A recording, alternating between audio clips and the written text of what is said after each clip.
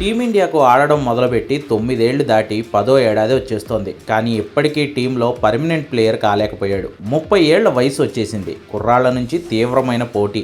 ఇలాంటి టైంలో తనకు వచ్చిన టీ20 బెర్త్ అవకాశాన్ని 2 చేతులతో పట్టుకున్నాడు సంజు శాంసన్. ఐపీఎల్లో కెప్టెన్గా ఏళ్లుగా ఓ టీంను లీడ్ చేస్తున్న జాతీయ జట్టులో తనకు చిక్కకుండా జారిపోతున్న అవకాశాలను ఈసారి మాత్రం 2 చేతులతో అతి జాగ్రత్తగా ఒడిచిపట్టుకున్నాడు. ఓపెనర్గా అవతారం మార్చినప్పటి నుంచి టీ20ల్లో టీం ఏంటనేది చూడకుండా రెచ్చిపోతున్నాడు.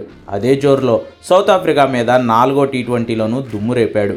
సిరీస్లో 2వ సెంచరీ బాదేసి సౌత్ ఆఫ్రికా గడ్డ మీద సౌత్ ఆఫ్రికాకు 2 సార్లు సెంచరీ మోతను రుచి చూపించాడు. సంజు శాంసన్కి ఇది 5 మ్యాచ్ల్లో 3వ సెంచరీ.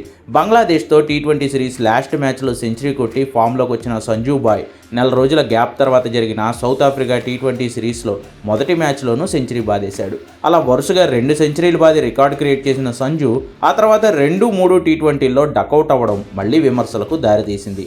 ఇన్కన్సిస్టెంట్ అని, అందుకే టీం నుంచి సంజును తీసేస్తూ ఉంటారని, ఓసారి అద్భుతంగా ఆడడం 10 మ్యాచ్లు పడుకోవడం కామన్ అయిపోయిందని మెల్లగా విమర్శలు మొదలయ్యాయి. ఆ నోళ్లన్నీ మూయించేలా ఆఖరి టీ20 మ్యాచ్లో మళ్లీ విశ్వరూపం చూపించాడు సంజు.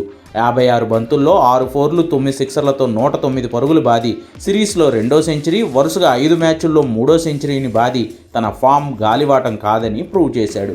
ఇక టీ20ల్లో Sanju Samson opener berth almost confirm అంటున్నారు ఫ్యాన్స్. ఆ రకంగా వచ్చే టీ20 వరల్డ్ కప్ కూడా ఓపెనర్గా సంజు శాంసన్ ఆడే అవకాశం ఉందని ఇప్పటి నుంచే లెక్కలు వేసేస్తున్నారు.